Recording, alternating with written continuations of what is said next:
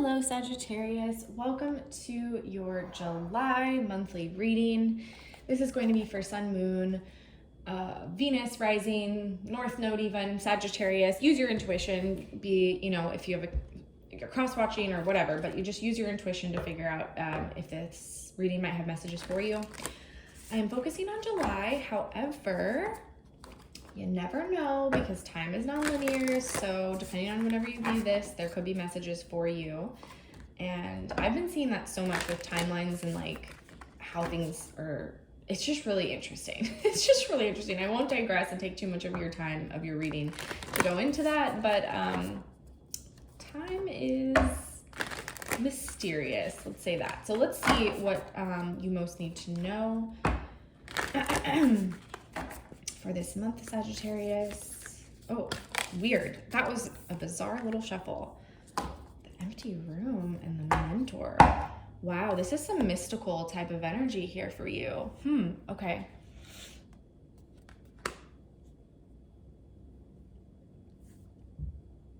There is a crack in the structure, is what I'm getting. A crack in the facade. And I don't know if that's you or someone else yet, but we're gonna grab some more energy. But this mentor here, anytime you have a mission, a calling, a destiny to be a mentor energy, there is a lot that these people often go through a lot of trials and tribulation and pain and difficulty in their life to be prepared to mentor. How could they be a mentor? How could they teach? How could they gift others if they themselves don't understand it and haven't experienced it, right?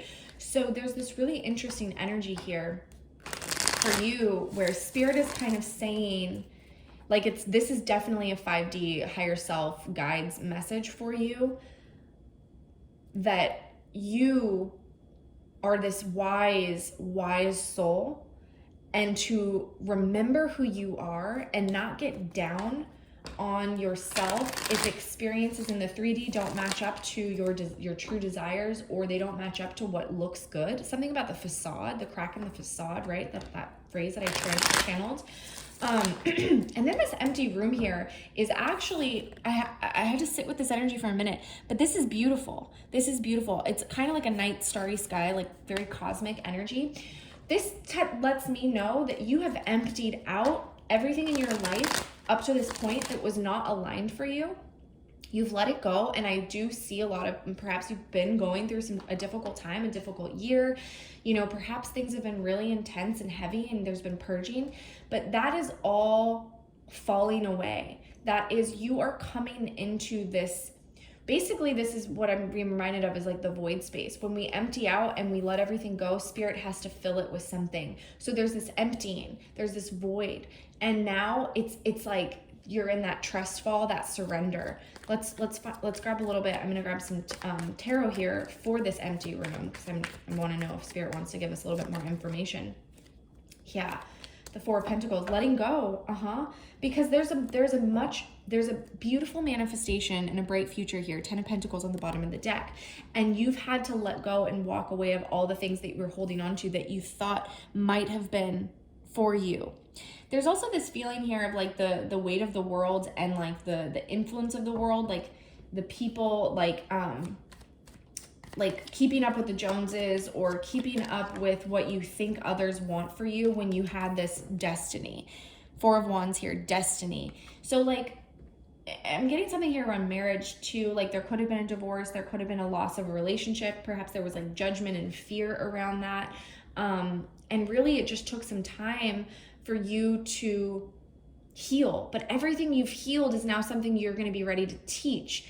And in this space of emptiness, like wide open spaces, nothing's there, everything's just kind of sitting and still, Spirit now can come in and fill with the greatest desire and manifestation, that 10 of Pentacles, the Four of Wands here.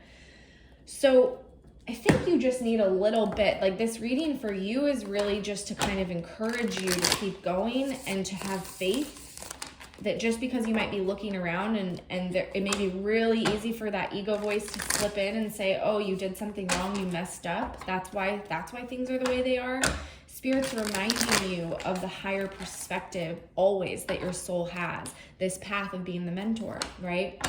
This path of letting go of all of this noise that was never really yours. And you may have confused it as yours, and you had to go through a healing spiritual process to understand what wasn't. And now look who you're emerging as, the freaking Empress, okay? With the Six of Cups here and the Sun on the bottom of the deck. Wow. So July is like it's like you're coming full circle, and I'm seeing that a lot in the theme for everyone. But there's this feeling of, how do I word that? Nothing was in vain. Nothing was in vain here. And I feel like it's been hard. I mean,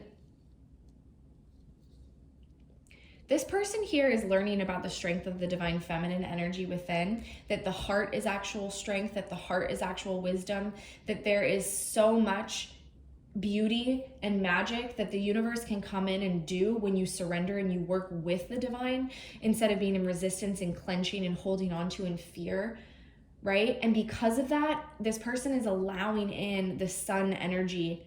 And the Six of Cups, I'm always, not always, but specifically for July, I'm getting this like returning energy, okay? This something that didn't work before, and now it's getting a second chance to work, to go well, to go the way you thought it could go. You felt like it should go, and it didn't. And it was because this whole process had to take place. This empty room is, I keep being drawn to this empty room here.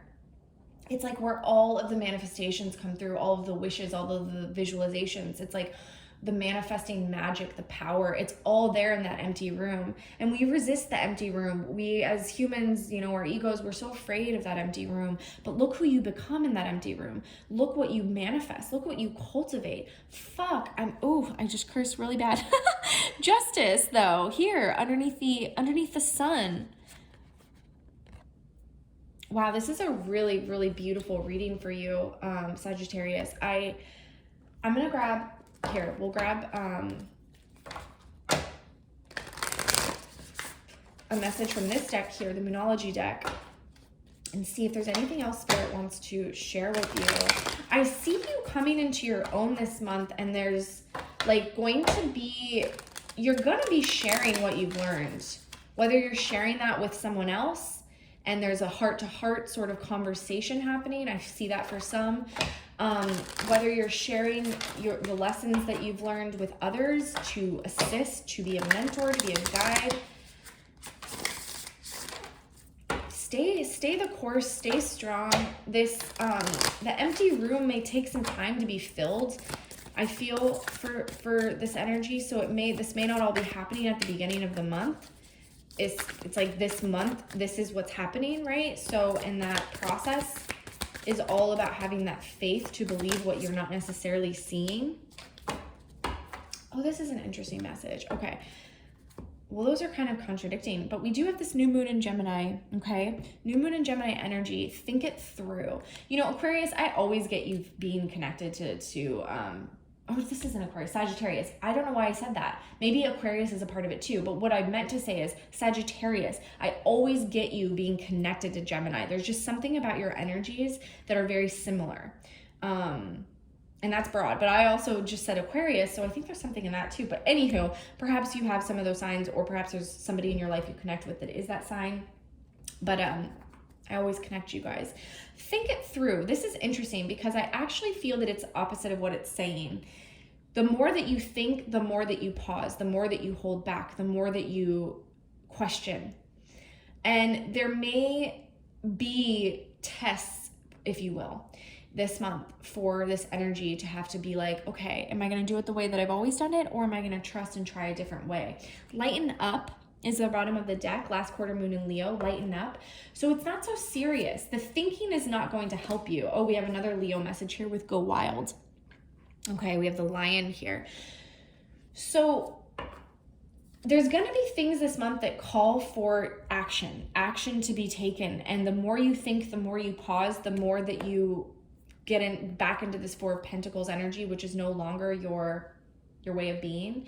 So when you can really surrender and lighten up and have some fun, go wild, right? take that inspired action, trust in yourself. That's going to really help you. And so I feel like this last message is more just the practical.